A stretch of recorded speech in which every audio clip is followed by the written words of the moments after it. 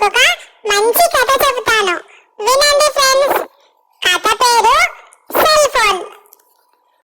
ఒక చిన్న పట్టణంలో రాహుల్ అనే అబ్బాయి ఉండేవాడు. అతనికి టెక్నాలజీ అంటే బాగా ఇష్టం. కొత్త ఫోన్లు, యాప్స్, గేమ్స్ అన్నీ వాడేస్తూ ఎప్పుడూ ఫోన్తోనే మునిగిపోతూ ఉండేవాడు. అతని దగ్గర వివిధ రకాల ఫోన్లు చాలా ఉన్నాయి. అయితే ఒకరోజు ఏం జరిగింది అంటే, అతను ఓ పాత బజార్లోకి వెళ్ళాడు. అక్కడ ఒక వృద్ధుడు చాలా పాతగా కనిపించే ఒక సెల్ ఫోన్ను అమ్ముతున్నాడు. ఆ ఫోన్ కి టచ్ లేదు, బటన్లు మాత్రమే ఉన్నాయి. కానీ ఆ వృద్ధుడు ఇలా చెప్పాడు, ఇది సాధారణమైనటువంటి ఫోన్ కాదు, ఇది నీ భవిష్యత్తును చూపగలదు.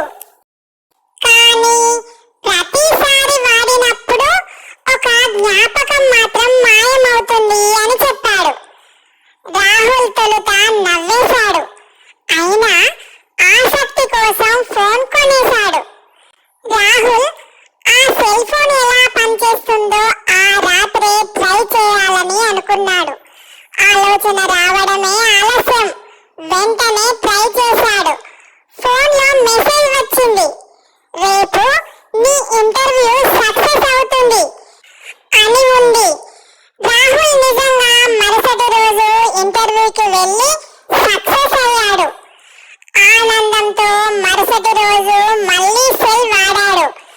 ఈసారి మెసేజ్, నీ స్నేహితుడు ఒక ప్రమాదంలో పడతాడు, కాపాడగలవు అని ఉంది. అది కూడా నిజమైంది. కానీ ఆ రోజు అతనికి ఒక చిన్న జ్ఞాపకం కూడా గుర్తు రాలేదు. తన బాల్యంలోని ఇష్టమైన ఆట బొమ్మ పేరు కూడా మర్చిపోయాడు. మెల్లగా ప్రతిరోజు వాడుతూ వెళ్ళాడు. భవిష్యత్తు తెలుసుకుంటూ సమస్యల్ని దాటుకుంటూ హీరోలా మారిపోయాడు. కానీ ఒక్కొక్కటిగా అతని గతం మసకబారిపోయింది. పాఠశాల రోజులు, స్నేహితులు, తల్లితో గడిపిన క్షణాలు అన్నీ మాయమయ్యాయి. చివరికి ఫోన్ మరో మెసేజ్ ఇచ్చింది, ఇంకొకసారి వాడితే నీ గుర్తింపే మాయమవుతుంది అని. రాహుల్ ఆగిపోయాడు. భవిష్యత్తు తెలుసుకోవడమేనా అసలు జీవితం, లేక గుండెల్లో నిలిచిపోయే జ్ఞాపకాలేనా నిజమైన సంపద అని ఆలోచించాడు.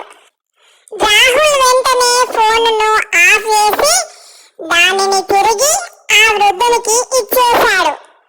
నా జ్ఞాపకాలు నా జీవితం, భవిష్యత్తు ఎలా ఉన్నా కానీ నేను నా మార్గాన్ని నేనే వెతుక్కుంటాను అని చెప్పాడు. వృద్ధుడు చిరునవ్వు నవ్వాడు. ఇప్పుడు నువ్వు నిజమైన టెక్నాలజీ పాఠం నేర్చుకున్నావు బాబు అని అంటూ, ఫోన్ మనిషికి సహాయం చేయాలే తప్ప మన జీవితం దానికి